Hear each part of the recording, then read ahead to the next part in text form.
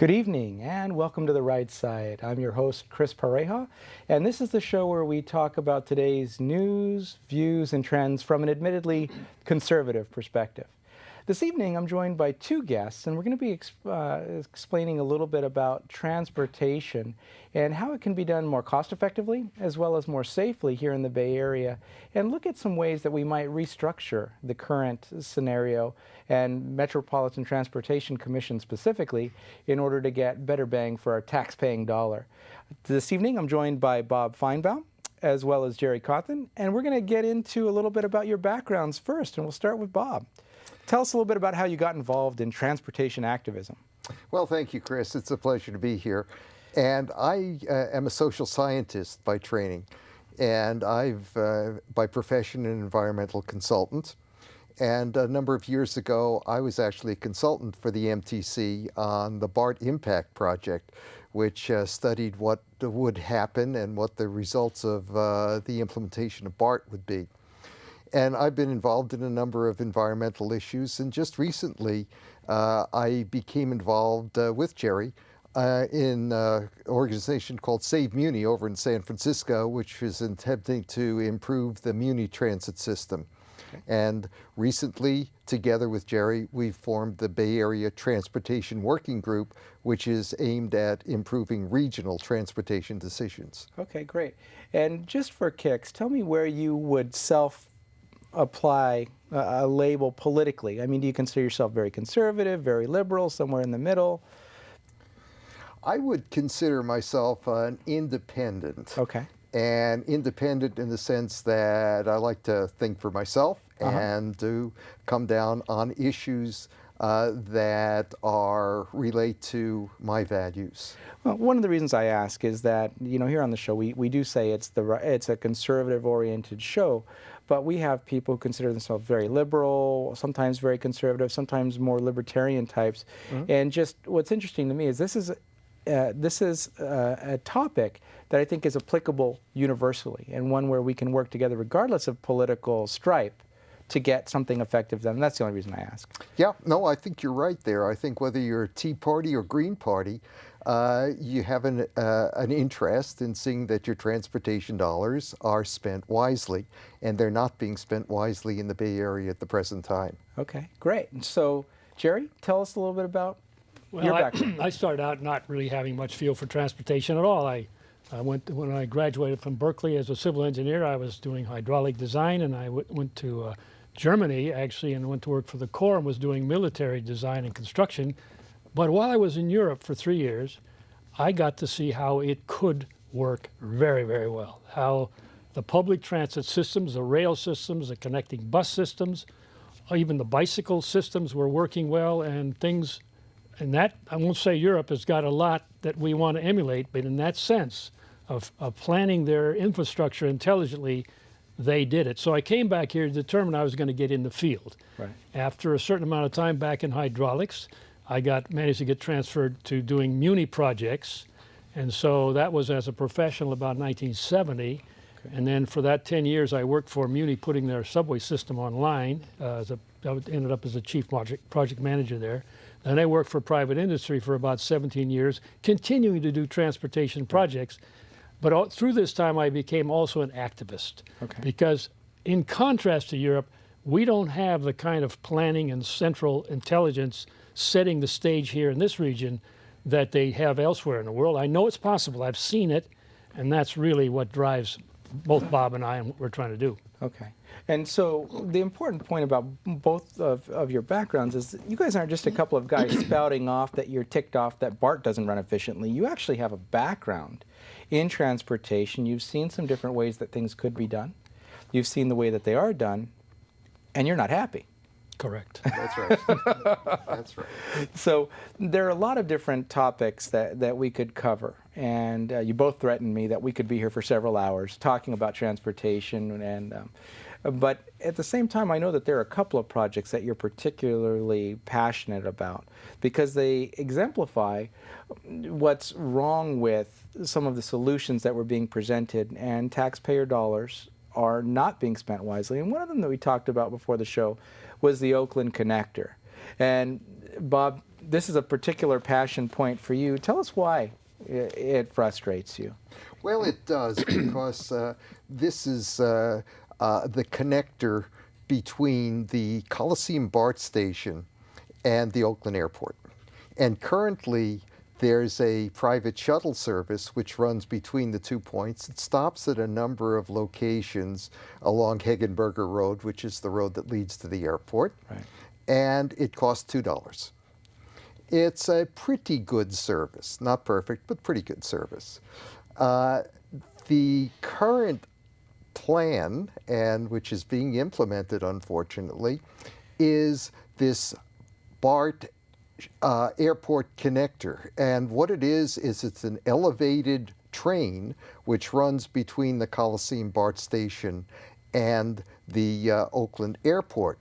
Problem is, it costs $500 million.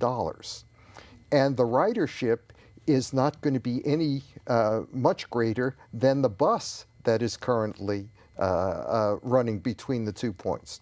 Plus, AC Transit, which is our local transit system there, said they could do a better, what would really be a better service in terms of picking up people locally for about $100 million.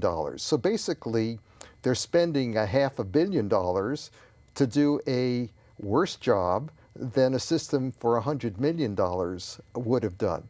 And the kicker in this is that the application went into the federal government to fund the Oakland Airport connector. Okay. They looked at the project, they refused to fund it. And so the Metropolitan Transportation Commission, the agency that I think we're going to talk about restructuring later on, picked up the ball, found money somewhere, and is now funding that $500 million project, which is only about half completed at the present time. So it's really a misallocation of resources for a project that's not really going to serve much better than the current shuttle services. But at least the cost is going to be lower for the riders, right? Instead of $2, it's going to be $6 Each way. each way. $6 each way. So instead of $2, you're going to pay $6. And it's since it's an elevated rail system, it's not going to be able to stop at the various locations. And that's incidentally one of the reasons why the federal government opted out of it, because they opted out of it under what's called Title VI, which said that since it's a largely minority community that it's going through, it's not going to serve the community well, and therefore they declined to fund it. As I say, MTC was eager to come in, pick up the ball, and go with the funding on this. So worse service, more expensive, serves fewer people who actually need the transportation provided to them, and they fund it anyway. Yes, and their argument is that the Oakland Airport is going to grow so enormously that there's going to be so much traffic that's coming in on BART that the system eventually will gather riders, but that's not what they told the federal government. They actually declared ridership, which was not very impressive. And so in addition to all of that, because it's not serving the community that it's actually running through, they'll probably still have to run the buses? One would think so. Boondoggle of the 9th degree. Absolutely. Absolutely. Absolutely. Wow. And so, Jerry, one of the things that you've talked about being particularly passionate about is the Doyle Drive project. Right. Tell us a little bit about that. Well, that's just really fascinating to me, what's happened there. It was originally a $420 million project to seismically upgrade the original roadway, which extends from the Marina District in San Francisco to the Golden Gate Bridge. That was a legitimate seismic plan that Caltrans had. Okay. Now, before I get into what happened, I want to tell you what happened just to the north of there. The Golden Gate Bridge District, which is one of the better run commissions in this region, quietly has seismically upgraded the Golden Gate Bridge with very little fanfare. The traffic has never been interrupted. There's been not a lot of publicity, but they are far ahead of everybody else when it comes to seismically upgraded that bridge, doing some of the same things that are occurring on the east span today and this Doyle Drive section, which is partly elevated, the same kind of a problem. So the bridge district handled it with what I think was a lot of aplomb and practicality. this other section, which is 1.3 miles long, was taken over by the city and county of San Francisco, and particularly its county transportation authority. They decided that seismic upgrading wasn't enough. They had to develop a beautiful, environmentally pure freeway through the Presidio of San Francisco, which is a national park. So the original roadway was 68 feet wide. The new roadway will be 148 feet wide, so it's over twice as wide. And the price has gone from $420 million, which was the voters voted for this in November of 2003. That's not that long ago, 8 years ago. It went from 420, the current price, $2 billion. So it's gone up 5 times, 5-fold. And for that, you get a freeway. It probably takes you 60 seconds to go through that little section from the Golden Gate Bridge to the city. You flash by, and maybe someday there'll be some landscaping in the median. But other than that, you have no change. There's no additional capacity. There are no more lanes. You can't take any more traffic. They put in a divider, which makes it safer, and that was going to be part of the original plan. That was part of the $420 million plan, to put in a divider to keep people from having head-on collisions. But they've taken this thing, one individual and his landscaper got, as far as I'm concerned, sugar plums in their eyes, and decided to build a monument through there, disregarding the Presidio and disregarding the cost, and that's what we have today. So it's being built. Unfortunately, it's being built. 5 times as much right. as the taxpayers voted on. Right. No additional capacity. No capacity. It's taken a lot of the Presidio forest. The new interchange is so enormous, they've cut out hundreds of trees to make room for this enormous interchange right in the Presidio. But doesn't taking out trees increase our carbon or decrease our carbon offsets and so on? Yeah, plus the construction does, of course. Oh, yeah, man, so worse for the environment, worse for the taxpayers, but a nice 60-second display for the builders. Although I have to say, I have a very good friend who lives in Sausalito, and he makes that trip very frequently. He says he cannot understand why they did this. He just is astounded by it. Just by because it really isn't that monumental even today, even for the driver. It was just a dream that ran aplomb. And MTC's role in this, they weren't the sponsors of it, the local sponsors, but they supported it and fought for it, not only in the state and federal government offices, but they also went over to Marin County and twisted arms over there and made the people in Marin and Sonoma County pay some of that money on threat of if you don't play ball with us now, you may have some trouble with us later. So they have that kind of authority where they can put pressure on groups when they want to behind some pet project like this one. So in other words, you fund our project, even if it's not in your best interest, or we'll make sure you don't get some of the state and federal funding that may be coming your way. That's what we've heard from Marin County representatives who were approached by that, and some supervisors that were approached more or less on that basis. I'm sure it's very polite, but that was the message. So is extortion part of their mantra or part of their assignment in the development of MTC? No, not actually.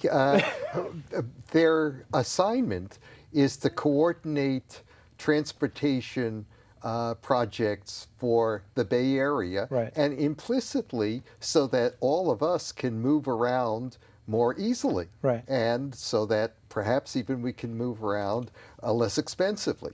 That's what they're charged with. Right. And unfortunately, they haven't succeeded at it because you may remember, Chris, that there was a study that came out of a university recently, which showed that the Bay Area was the second most congested region in the nation, tied with Los Angeles. Right.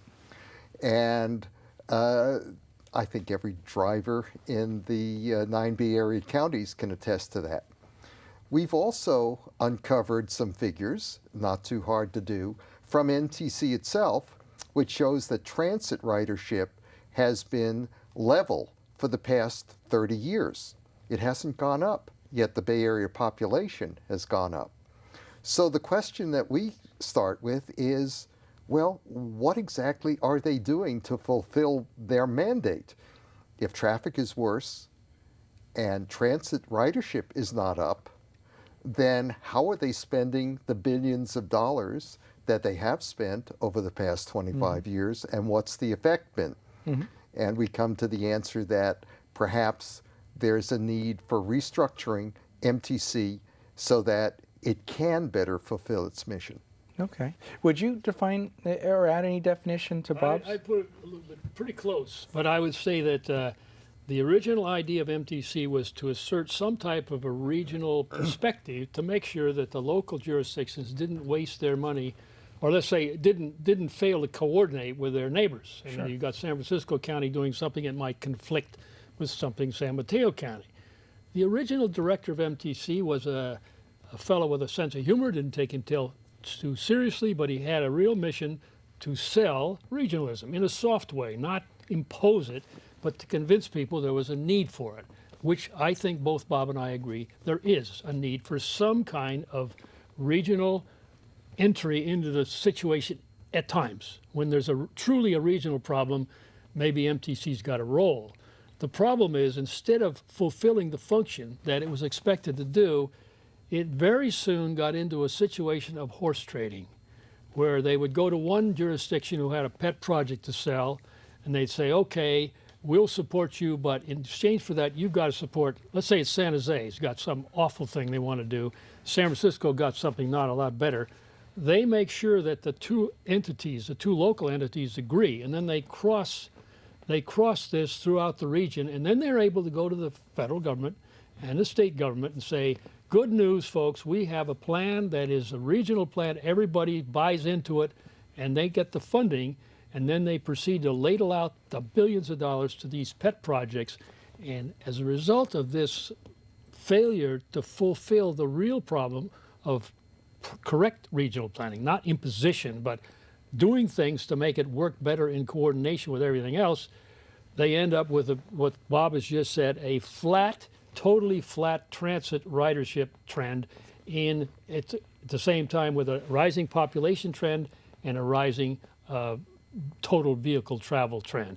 Flat transit, that's failure. It's an absolute proof that they haven't done what they set out to do, despite all these tens of billions of dollars wasted, and we're very angry about this. Right. We're trying to do something about it. And so, but you've also used a term, both of you have, that will make our viewers angry, and that's regionalism. We need to maybe spend a minute on this. When you're talking about MTC having a regional role, is it more along the lines of having MTC be kind of a referee or arbitrator between the jurisdictions and making sure that the plans that these jurisdictions have aren't going to be in conflict or going to make it harder on others in the area, kind of a sounding board, or the model that it's taken on of more regional centralized planning and being forced down through things like the One Bay Area plan? No, we're not. I'm certainly not for that One Bay Area plan at all, not even close to it. And you didn't ask me my political leanings. I'm an independent also, but I lean toward suspicion of large government and large government waste and arrogance and imposition, a paternalistic attitude. I'd rather see it local. I'd rather see it smaller and more efficient. But I think that what they should have done is, number one, they should have, if they're going to nudge the locals, they should have said, look, before we try to force anybody to change his driving, his motoring habits, his travel habits, let's give them an alternative that works. Right. So let's make sure that when San Francisco develops something, it's optimized, and make sure that AC Transit is its routing is restructured so that it works correctly. Right. Right now, the only people that ride it are the transit dependent. That isn't a very good motif. Now, maybe a nudge from a mature and not an arrogant, but a mature regional organization could help convince, let's say, AC or BART or Muni to do things a little bit better without imposing, just explaining. That's what leadership's about. It's not by coming in and saying we're going to do this, right. And it's certainly not by inconveniencing a motorist who's got nothing but a car to get him around without spending all day getting somewhere. So that's my feeling about it. Right. And what's interesting is they don't look at ways of saving money or looking at, as with the Oakland connector, we have something that's working, why damage it? And you talk about AC Transit, that's a hot button for me. When you look at 20% of the operating costs being covered by fares, the rest of it's subsidized from somewhere, and they're often running empty buses everywhere where the transit dependency is not as high. Right. And so why not run something, a shuttle type bus? 14 seats are empty, are less expensive to run than 80 empty seats, and it has a smaller carbon footprint. So there are There's wins all many the way things. around. But it's about reevaluating, and actually, once they've proposed these things, doing a post-mortem and saying, hey, did we hit our goals in the first place or not? Well, one of the big failures is the alternative analysis. I think we talked about that. An alternative analysis is very important if you're going to spend a lot of money, is to figure out, well, I could do nothing, and that'll cost me so-and-so, and then I can take alternative 1, 2, and 3 and compare them. They don't really do those in a bona fide way, and that means that they find a pet idea that somebody wants who's got influence. That idea is promoted. There's really no competition because they keep the viable alternatives out of the discussion, and that's where things start to go wrong right there. Okay. Well, you have plans. If you could change the world, you would restructure MTC. We've got a couple minutes left. Tell me how you guys would go about it. Well, yes, we would. And we'd stress more that coordination function, because what our idea is would be to have MTC look at the regional aspects as it should, but to devolve some of the localized issues back to district commissions. So our idea is as follows, just very briefly. Currently, each county has what's called a Congestion Management Agency, CMA, and that is supposed to do what the term says, manage congestion, basically diminish congestion so that people can have better alternatives to get around. They're not doing a very good job. So our thought is to integrate within a structure of MTC a coordinating function at the center, and then district commissions which would take the localized issues and deal with them so that people at the local areas can be more involved in their own planning and their own implementation of projects. Because right now, MTC holds its meetings in Oakland. If you're from Napa or you're from Santa Clara, it's unlikely that you as a citizen are going to go. In fact, even if you're a commissioner, you may not go. So if we devolved some of that localized issues back to district commissions, one in Santa Clara would deal with VTA and with issues that are in Santa Clara. One in Napa would deal with those issues. That would make a lot more sense and leave to MTC the coordination so that there would be an overlap of service that would allow people to get from one area to the other. Okay. We're out of time for now. We need to take a quick break for a word from our sponsor, but if you hold on for just a moment, we'll be right back with you. And now, a word from our underwriter, the Conservative Forum.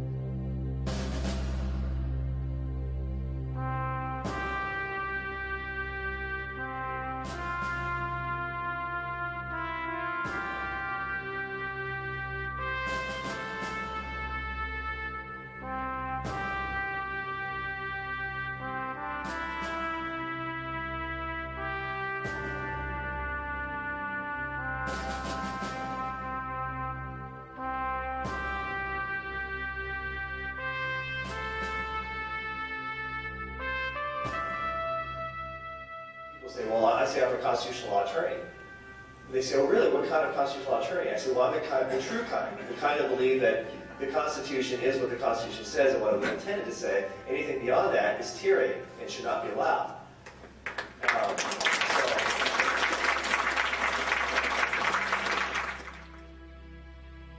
So it's come to this, my friends. You ready the second American Revolution against a ruling class that simply lectures but does not listen or defend the American people. It is government versus the people. Am I right? Yes. Look at the Electoral College example, right? A leftist popular challenge to states' rights. You think the founders weren't brilliant people? Did they not know what they were doing by carefully calibrating to get the small states and the big states to come together? Why does Wyoming get 2 senators in California? Actually, I'd rather have Wyoming's 2 senators.